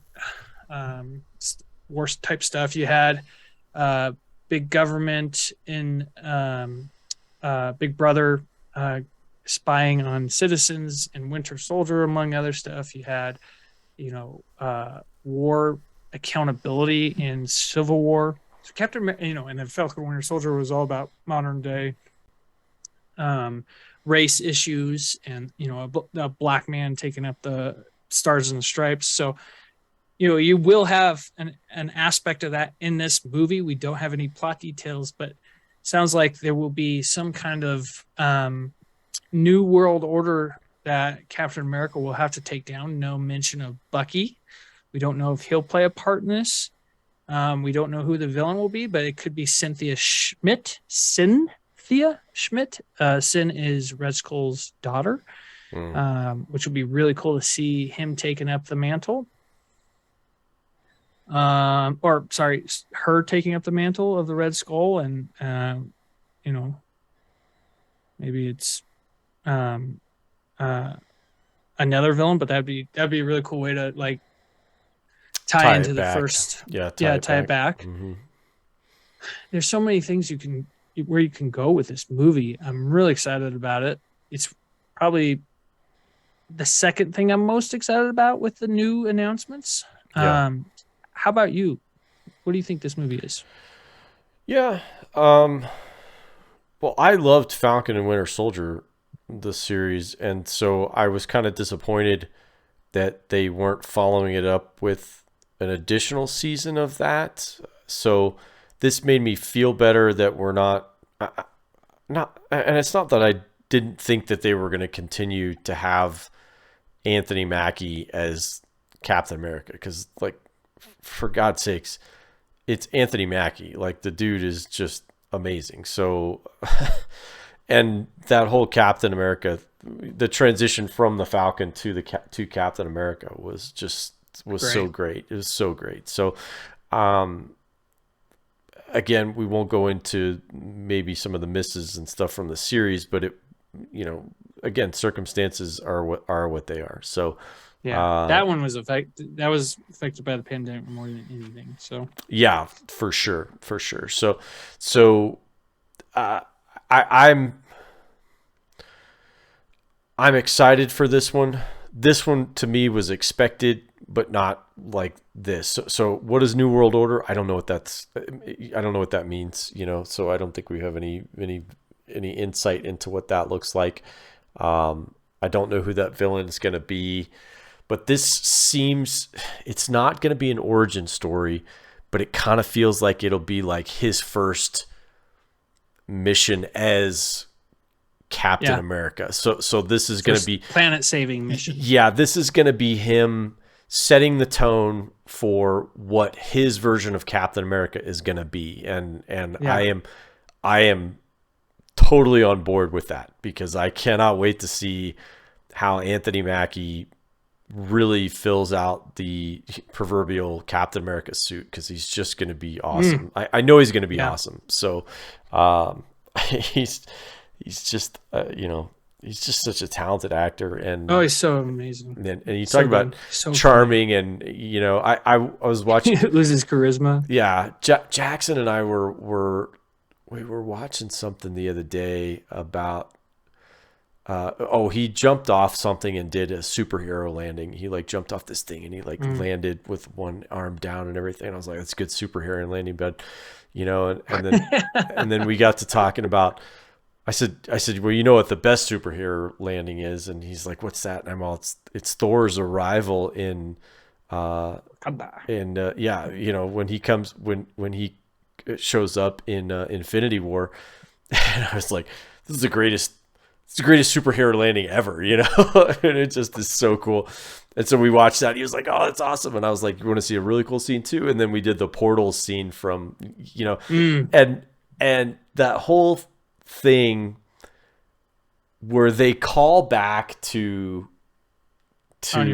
Winter Soldier, where he says on your left, and I was like, oh my gosh, it just gives me chills. Like, I can't wait for him to see those movies and understand, because I haven't showed him those yet. I want him to be a little older before he sees them, because I want him to really appreciate where they are. But I think I've got a long way to go before that happens. But yeah, just, that whole scene was just spectacular. And Anthony Mackie, the way he says it in very playful, it's a super serious, tense scene. And he says, on your left, and I was like, oh my gosh, it's so awesome. It's just like in that moment, you got Cap standing against Thanos' army by himself. By himself, yeah. And he was gonna, he could go till his last do this all breath. Day. I'll do this all day. Yeah, he was gonna go till it's an iconic moment for me. Yeah, seeing him stand against Thanos' army, and you could see the relief on Steve's face when he hears it, because he knows, I don't have to do this alone. Yeah, and it's so perfect that it's Sam that is the one who says it. So, oh yeah, absolutely. It's great. I want more Captain America in my life. I love Captain America, whether it's Sam Wilson or Steve Rogers or Bucky Barnes. Give me more Cap. One thing I did not call out in the Secret Invasion story is the big question from that show is who's going to be a Skrull? And in Falcon and Winter Soldier, we saw Sharon Carter make a turn as a bad guy. Is that because she's a Skrull? Who was she talking to at the end of the show? She had to be, she's got to be a Skrull. Yeah, right. I think so. Yeah. All right. And one reason we didn't get, or one reason that we may have not gotten an announcement about Bucky in Captain America New World Order is he may have a chance at joining the next property in Phase 5. Oh, right. Releasing July 26th. And as of right now, finishing off Phase 5, we get a Thunderbolts movie, which I'm super pumped for. Cannot wait to see what characters are brought into the Thunderbolts. Yeah. Whether it's U.S. Agent, whether it's Abomination, Baron Zemo. Allegra DeFontaine is doing something. She's definitely assembling a team. Yelena Belova, a bunch of other people you can name could be a part of this team. Now, after Captain America New World Order, he will be the last of the Avengers that we'll have seen. Like, there is no Avengers. You think about it, sure. Thor's off world. Hulk, we don't necessarily know where Hulk is. He's helping out Jennifer Walters and She-Hulk coming up. We don't know what he's doing. Right. Captain Marvel's off world. Hawkeye retired. Steve retired. Iron Man's dead. Doctor Strange is going in between universes. Right. There's not really an Avengers. And after New World Order, maybe Sam Wilson is putting the band back together. Maybe putting a new band together. He's gone. Or yeah. Well, no, I think maybe he's gone. Like I use air quotes. Yeah. And so the government will have to step up and say, we need a team. And we're going to name them after Thunderbolt Ross. And this will be the new Avengers, one that is backed by the government. But what they don't know is that they've assembled a team of supervillains and stuff will go bad when that happens. So I'm very excited to see how they do it. That's my speculation for it. But there's got to be a reason for the Thunderbolts. And if you think about why there is, you got to start kind of connecting the dots on what's not there. Yeah. Why would they be assembling this team? So yeah. Well, I think I'd like to see more of Julia Louis-Dreyfus's DeFontaine character, whatever she's up to. I like it. I liked it. I'd like to see more Florence Pugh, Yelena Belova's character. That was really great. What I've seen. She's great. I know that he was supposed to be a jerk, Wyatt Russell's U.S. agent. But I'd like to see more of him. We're gonna see more of him. Gotta see more of him. Yeah, I'd like to see more of him. We're gonna see more of him in a different series. We actually probably should have talked about it in the rundown. Maybe we'll have to talk about when we get more details. But him and his dad are doing that Godzilla series, right. the new, That's right, which I think is gonna be interesting. So him and his dad. You mean Kurt freaking Russell? Kurt Russell, yeah. Yeah, me and my dad, who's your dad? Yeah. It's Kurt Russell, whatever. So, but yeah, I think you're probably right. Morgan and I had talked about it that this week, like I kind of felt like this was going to be one of your highlights. This one and maybe the next one on the list were going to be your highlights of the announcements of, the whole thing. So I just was kind of curious, ranked so far on all the stuff that we've talked about, where does this sit with you? Out of new stuff or stuff? Yeah, out of the new stuff. Out of the stuff that we didn't know was coming. Yeah. It's probably 3, 4. Oh, okay. I had it wrong. I thought it would have been higher, but. Well, I'm very excited for it. Don't get me wrong. Yeah. And as soon as I start probably knowing more of like what it is, it will shoot up. Yeah. And also on the list, starting off phase 6, Fantastic Four, whoever they put in the chairs, Reed, really could shift things up or down for me. So yeah. Very excited for Thunderbolts. Don't get me wrong. Yeah.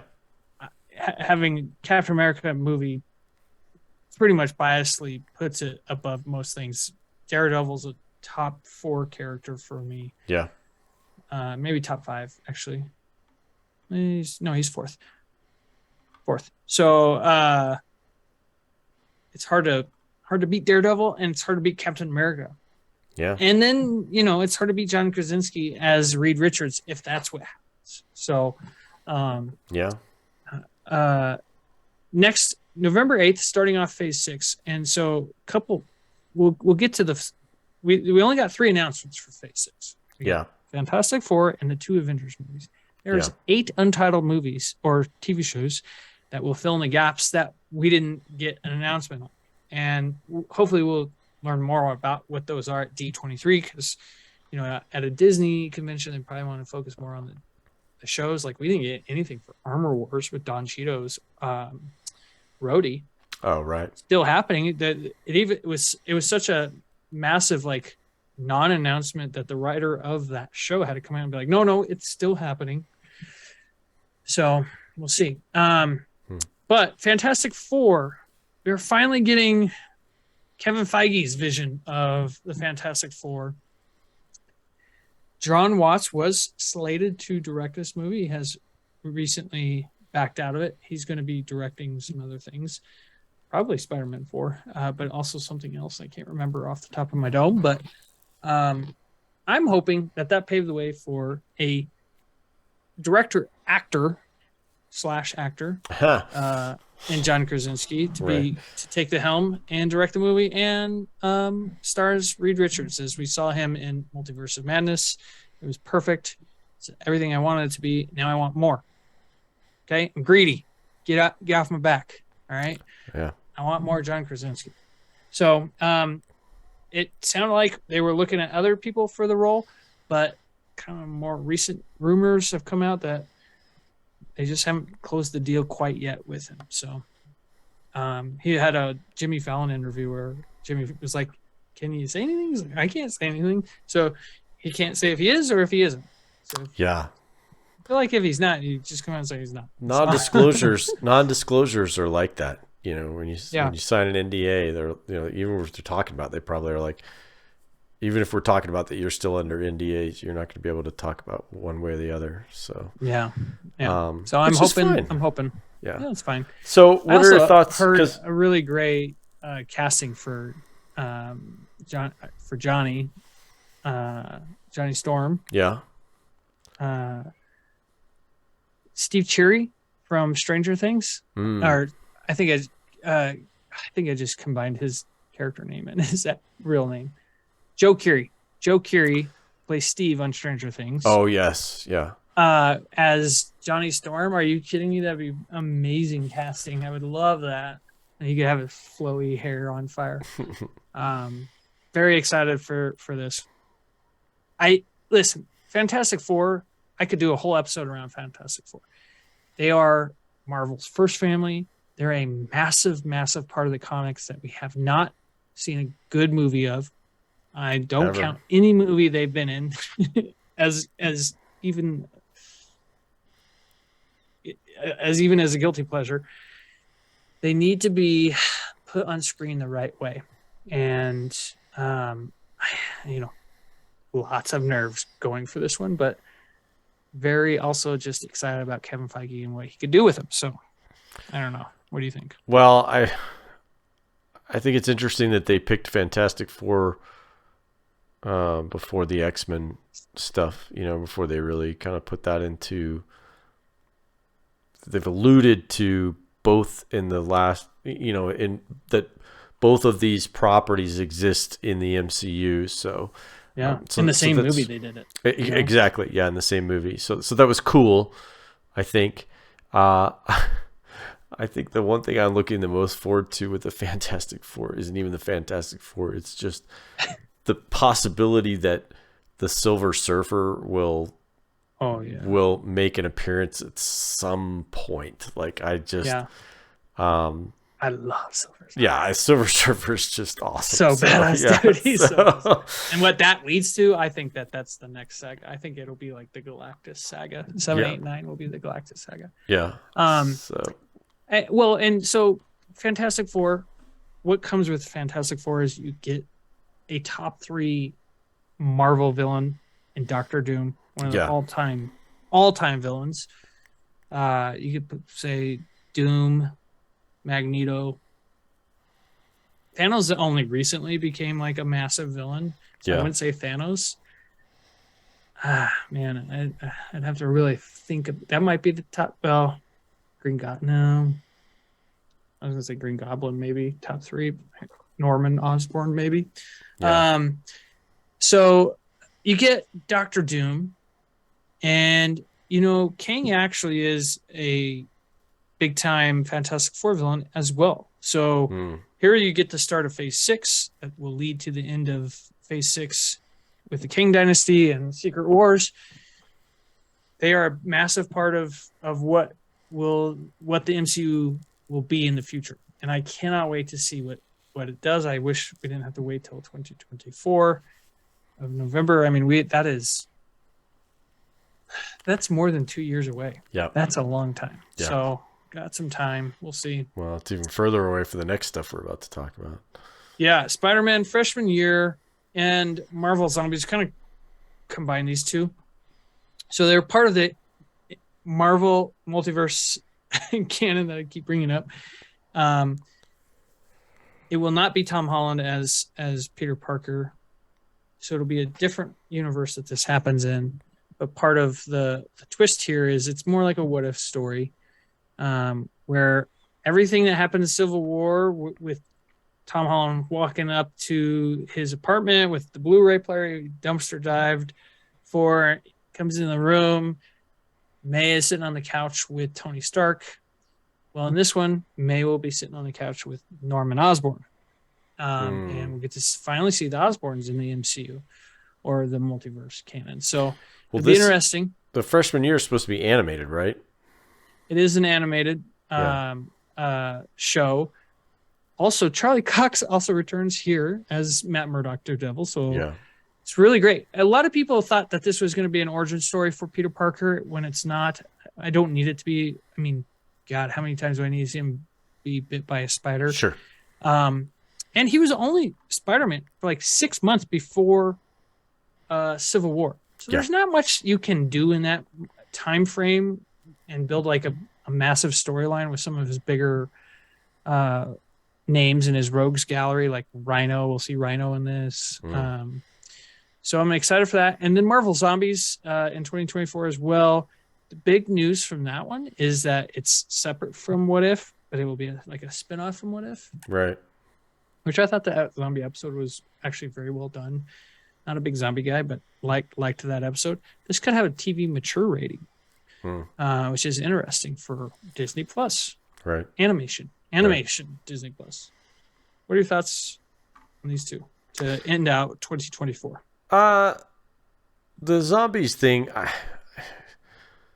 I'm a huge zombies fan, but like we just got done watching Zombies 3. Emilia and I just had a date night last week or whatever, and we went out to dinner, and then we came home and we watched Zombies 3 together, and I just realized I think Zombies is just played out at this point, you know, but you know, Marvel will put their own spin on it, and I think it's going to be fine. The Spider-Man freshman year stuff, I think that'll be interesting also, to have kind of a little twist on things. But I think if of these two, Spider-Man the freshman year is going to be the one that I'll probably watch if I watch either one of them. So I agree. Just you know, we've like Spectacular Spider-Man was a great little Spider-Man TV show. The Spider-Man animated series. Just so I don't need it to tie into the MCU. Yeah, you know, I just love getting my little Spider-Man shows. In our Nerd Box question we had on the rundown, we talked about canon and all that stuff, and one of the things I talked about was the DC stuff. It's really hard to do canon with DC because of the reimagining of Batman and reimagining of Superman and Wonder Woman. And I think if anybody has that problem on the Marvel side, it's Spider-Man, because that story has been told over and over and all these different things. So the way they did it with No Way Home, I thought was pretty cool. But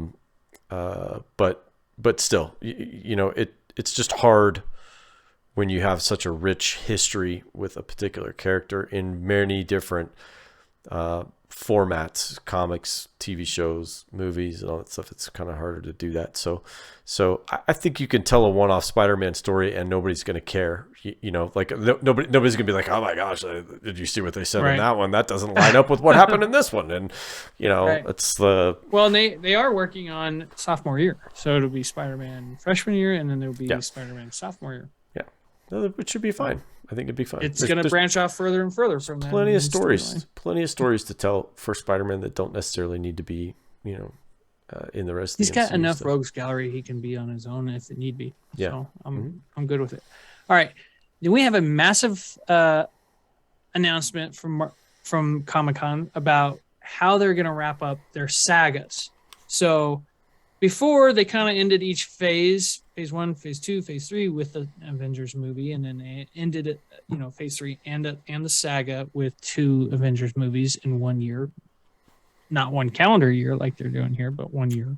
Right. And now what Feige's come out and said is that they will end their sagas with Avengers movies. Not every phase will have an Avengers movie, which cool. I like changing it up.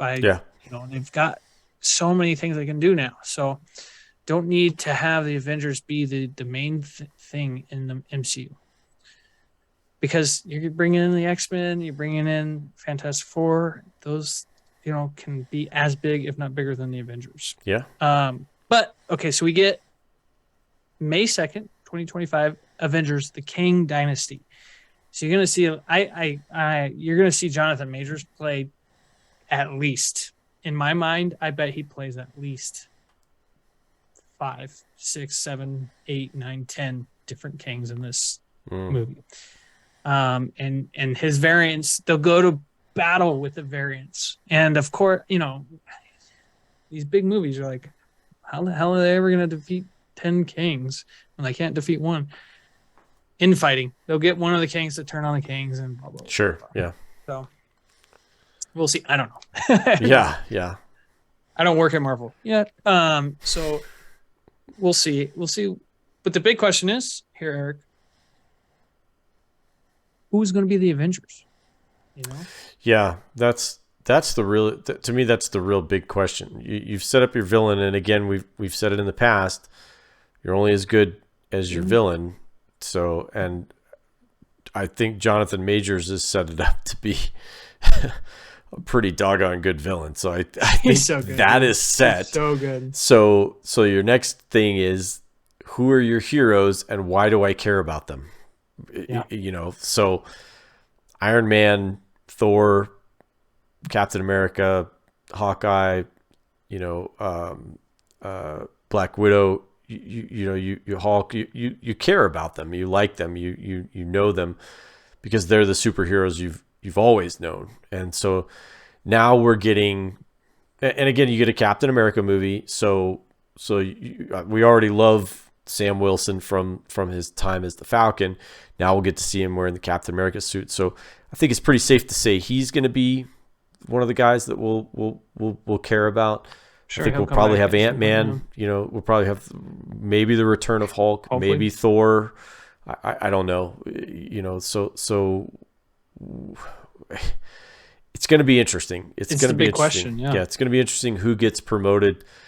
I hate to use that's the a good baseball. Point. I hate to use the baseball analogy, but who calls up from the minors, to be one of the in the big leagues, and I think we'll definitely get all the Marvels. Okay, yeah. So if Brie Larson can stop being Brie Larson for a few minutes and just, I don't know what they're going to do with her. I really don't know what they're going to do with her because we'll see. I mean, I think hopefully she's figured out her stuff, and I think she has. Yeah. She's because because she's a tremendous actress and I think, you don't have to have a chip in your shoulder because a certain demographic, maybe certain percentage of that demographic have a negative opinion. A certain percentage of every demographic has a negative opinion. Right. So it's not exclusive to one. Get off Twitter. It's not exclusive to one particular, guys or whatever. Other guys are like, who cares? There's always going to be some sort of loud, minority of people that are just gonna, that makes it seem like the rest. But the rest of us really enjoyed her performance. Like I said, I really liked that movie, and I thought it was great. I really did, and so yeah. But who am I? What my opinion doesn't really matter. But anyhow, so it's going to be interesting to see who gets promoted to the Avengers, to see again who's my heroes. Why do I care? That's the big question, and one will be watching, for hints and clues leading up to it. Again, 8 unannounced date slots in between. Or not in between, in Phase 6. So we got from the beginning of Phase 6 with Fantastic Four, and then the end of it with Secret Wars. In between there, and maybe even in between the 2 Avengers movies, we've got stuff that could affect those 2 movies and that question. Yeah. And we'll get to the possibility of those here in a second. So then the last thing, something that we've all, us super diehards, have been seeing them build towards lately is the Secret Wars movie. Now, there's two different Secret Wars. There's the 1984 run, which is a classic storyline, one of the all-time greatest storylines, where the Beyonder brought all the superheroes to Battleworld and they had them battle it out. And it's the first time you really saw characters from different properties in one comic run. It was like the first big event. There was other big events, but this one had everybody in it, so it was huge. And then there's the 2015 run, which is a multiversal war. Doom is at the center kind of each, especially the 2015 run. So start of Phase 6 is Fantastic Four. I feel like we got to get some Doom before then even. And I think maybe, it could be the Galactus saga. It could be the Age of Doctor Doom in 789. He's that big of a villain. Either way, how he ties into the Secret Wars is going to be really interesting. Cannot wait for this movie. I want to know more about it now. And with the King Dynasty, you get Daniel Destin Critton, I think is his name, who directed Shang-Chi. He's directing the King Dynasty. We do not have a director for Secret Wars yet, but Joe and Anthony Russo have come out and said this is their dream project. So maybe we get the Russos back in the MCU to finish off a saga again. And that would be amazing. So what do you think? Do you think with the other Avengers movie, do you think they defeat Kang in that one? Great question. And so no, I think King wins that one. I think it'll be like Infinity War. Yeah. Not because of Infinity War do I think King will win, but the King Dynasty it's like a kind of a one-off miniseries from 2000. Yeah. Where King, he takes over Earth and he wins. Yeah. And I think that's a little bit of a hint, but how the King Dynasty plays into Secret Wars, maybe it's King who takes the place as the big guy, big bad who, if it's the Secret Wars from 84, he takes place of the Beyonders role. Or maybe he takes place of Doctor Doom for the 2015 run. At some point you got to merge all these characters together, and I think that this is the movie to do it. But how maybe at the end of King Dynasty, instead of dusting everybody, they can't kill everybody again. Yeah. What happens is King is ruling over all of these different timelines. Like maybe he does what we talked about. Thanos was one universe. King is all the universes. Right. So he takes over all the universes, and maybe he sends everybody to a bat. Maybe it's a clash of both 84 and 2015. Sends all the heroes from these universes to duke it out, and maybe survival of the fittest wins or something. I don't know. I have no idea how this is going to go. I could start speculating about this for the next 3 years. Yeah. So yeah, we'll see. But pretty it's crazy. Incredible to know that what's coming. It will be a very long next 3 years. Yeah. Yeah, for sure. For sure. Gonna be cool. You could see you could see Robert Downey Jr. return. You could see Chris Evans return. I mean, this could be, it doesn't need to go bigger because it's the next saga, but what they are building up to just makes it big. All of the stuff that they've introduced, this is what Marvel, like if this was DC, they would just do like right off the bat, Secret Wars, there's everybody in the movie. Yeah. Yeah. And it just is just like one cameo after another. While this is just like you're taking the time to introduce more stuff and build it up and build it up and build it up. Right. So that you culminate in and it pays off. It pays off big time, Big time, yeah. Yeah. Yeah, you have it. I mean, how are you going to top the portal scene? Well, you top it off by having a scene that brings all these heroes from different universes into this arena and they fight each other. Like, that sounds awesome. Yeah. So I don't know. We'll see. I'm very excited for it. Okay. The question for Kang Dynasty is, who are your heroes? Why do you care about them? Right. Question for Secret Wars is, what the F is it? Right. Now, there is speculation on what could come in between Fantastic Four and Secret Wars. There's stuff that's been announced, like Armor Wars could fall in there. Deadpool 3 has been it's not been officially announced. I'm using air quotes for audio only. Mm-hmm. But it has been confirmed that it's in development. You have a Wakanda TV show that's been, again, air quotes, announced that just builds upon it. It could be a Dora Milaje centered show. Who knows? Yep. Love to get more Dora Milaje. Now, one thing that Marvel does quite often is they're very good planners, and they trademarked a bunch of terms or names for things. I'm going to go through this real quick because this could be, this could be good hints as to what could come. Okay, right. Mm-hmm. So you have they trademarked Nova. That's pretty obvious that is the Dick Rider himself, Richard Rider.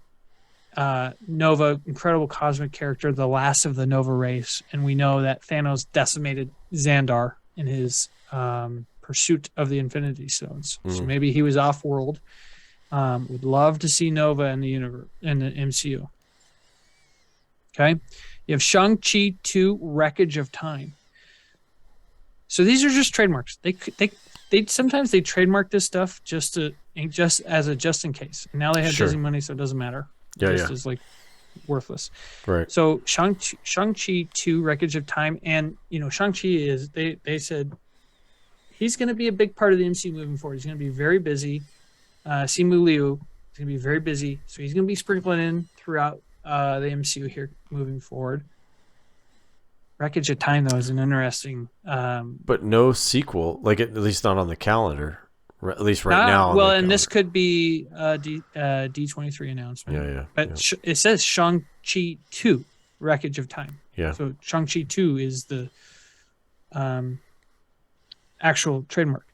They trademarked Black Knight Origins. So that's Kit Harington's character, Black Knight. However, Origins, that's like King Arthur time.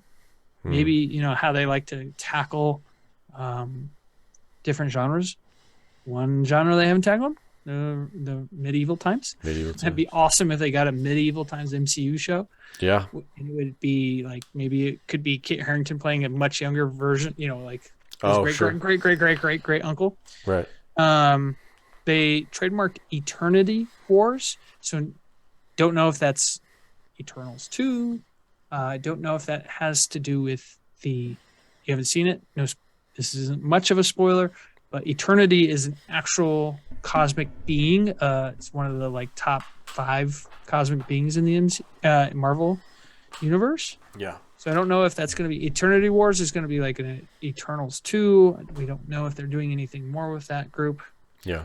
Midnight Suns. That's exciting. So Midnight Suns is a comic run that has ties to Blade, Moon Knight, Black Knight, Ghost Rider. And recently, Ryan Gosling made a push to be the next Ghost Rider, and Kevin Feige was like, "I love that." Yeah. Yes, please. Yeah. Punisher.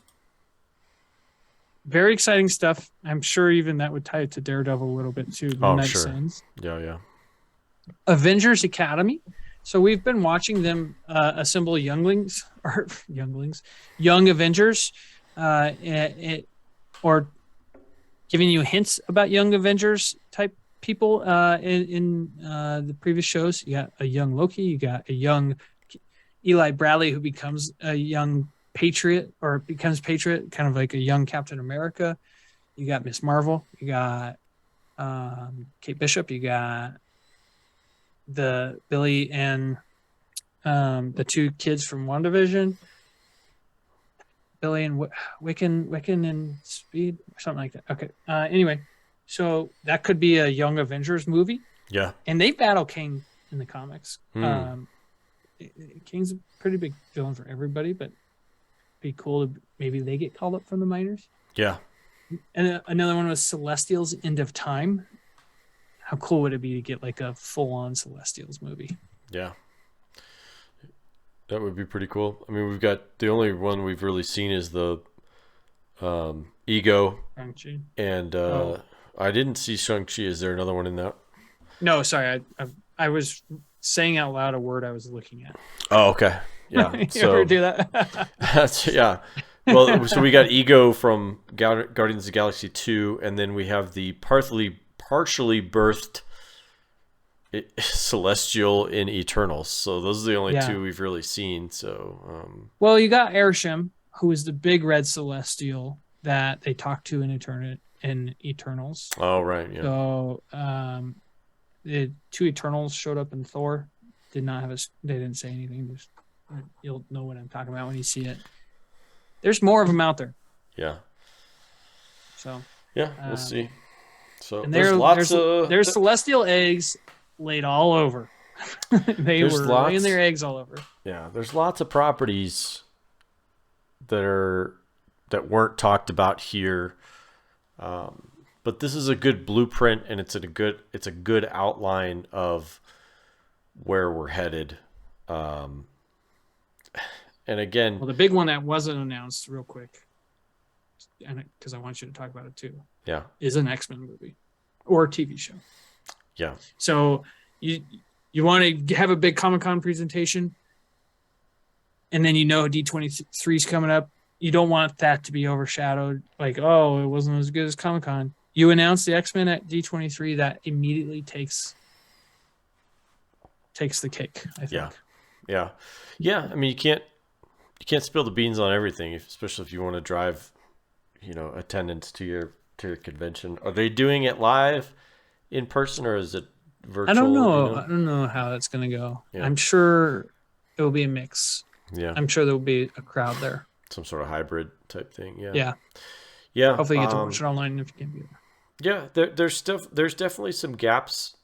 We'll see how they fill in, and D23 is a good place for that. So I think all in all, Marvel just continues to show DC what you have to do and run circles around them. Yeah, and again, it just is. It is what it is. But I think we've got a lot of really good pieces of the puzzle. This gives us a lot of insight into a lot of the big pieces that are in the puzzle. Not necessarily how substantial of a size of the puzzle they will each play. So by that I mean, I think it's fairly obvious that we'll have Black Panther be one of the main Avengers moving forward. Whoever that is will most likely be, one of the main Avengers. The Sam Wilson's Captain America will be one of the main Avengers. We'll probably get Ant-Man as one of the main Avengers and stuff. So then you can start fleshing out who else, like we said, might be called up to play, the part. But you're probably looking at 4 or 5 main folks that will be in that leadership. So you could get a Doctor Strange 2 or 3 movie. Knowing what happened at the end of that, that sets up this whole thing. The multiverse it doesn't set it up, but it builds upon the incursions that they talked about in that movie. And he started an incursion. They got to go fix it. Yeah, that will play into this whole multiverse thing. So one of those dates has to be a Doctor Strange 3 movie. Yeah, you may get another Thor 5, like a Thor 5, and I doubt that. But I bet they put Thor a little bit on the shelf till those big ones at the end. Yeah, we'll see. So you could get those movies. Could get there's a lot of opportunity, but again, here's the point of all this. Here's what it makes Marvel so special: is they take their time. here they are with Phase 4. People are losing patience with them, me included. I'm in that boat. Sure. Where you're like, oh, okay, what's going on here, Marvel? And then they come out and they're like, this is what we're building to. And you're like, shit, I'm in. Yeah. Yeah. I need it now. Thank you. So high tide raises all boats. Raise that tide up to King Dynasty and Secret Wars. And it just automatically makes it bigger. And doesn't mean better, but definitely bigger. Yeah. And there's a lot that we still don't know. We'll learn more at D23. But yeah, I we got so much out of Comic-Con that I was like, we have to dive a little bit more into this. I know this is a long episode at the 2-hour mark. We're gonna wrap it up here. But really, really, really glad that we got a chance to dive a little bit deeper in. We got a little bit more context on stuff. Got my MCU brain in there a little bit too. Kind of just needed this release to get all this stuff out of here. It was like building up. It was gonna blow my brain up. Well, and one of the things we did. Thank you for listening to me. Yeah. Well, one of the things, I don't know if we mentioned it, but D23 is going to be September 9th, 10th, and 11th. So we can expect that. And it looks like it is in person. So Anaheim Convention Center. Oh, good. So it is. Okay. It is going to be in person. So yeah, we'll see what kind of announcements we'll get, because I imagine we'll probably get some more Star Wars, potentially some additional Star Wars stuff. Yeah, it's not just going to be Marvel stuff. Yeah, not just Marvel. So yeah, we'll see. We'll see how it goes. I'm excited. Yeah. This was a big episode. A lot to go through. It was dense. Very dense. I appreciate y'all sticking with us. Listen to this thing in 20-minute increments if you need to. Right. Leave a comment, a like, and subscribe. We are growing a little bit by little bit, and at some point we'll get so big that we get to go to Comic-Con and cover this for you guys. But we need your help to do that. So that would be killer. So yeah, let's just set a goal of like 10 likes, like our on our video. Like, I like that. Maybe not this episode, but like the rundown or something. Like, hey, we just want to do like 10 likes. If we can get like 10 likes, that'd be super cool. In fact, I'll tell you what. This is something maybe we'll talk about in the next rundown. So if we get like 10 likes, whoever we'll pick like somebody who liked it, and we'll send you one of our NRD hats or something. We'll have an NRD hat made up for you and send that to you. So I think that's maybe something we need to do on the rundown maybe next week. So I will say our merch partner fell through. I should have announced this on the rundown, but our merch partner fell through. Really let me down on that. So I got to find a new one. If you guys know of great merch partners, let me know. Send them to me. I would love to talk to them and see if we can't get some Nerd Rundown merch out to y'all, because there is a bit of a demand there from you guys. We've had many, many people tell me that they would wear a Nerd Rundown shirt, which that's like sex in my ears. So thank you. All right. Eric, thanks again for sticking with me on this. Yeah. My pleasure. Love the MCU. I could talk about the MCU all the time. I know I ask you a crazy question and you're like, this is 3 years away. Stop asking me about it. Right. We're all a nerd in our own way. And this is one thing I do nerd out about quite often. So for sure. It's good stuff. Thank you. No, seriously, thank you for listening to me. With that being said, see y'all next week on the Nerd Rundown Presents. Or we'll see y'all on the next Nerd Rundown Presents, I should say. Yeah. See ya.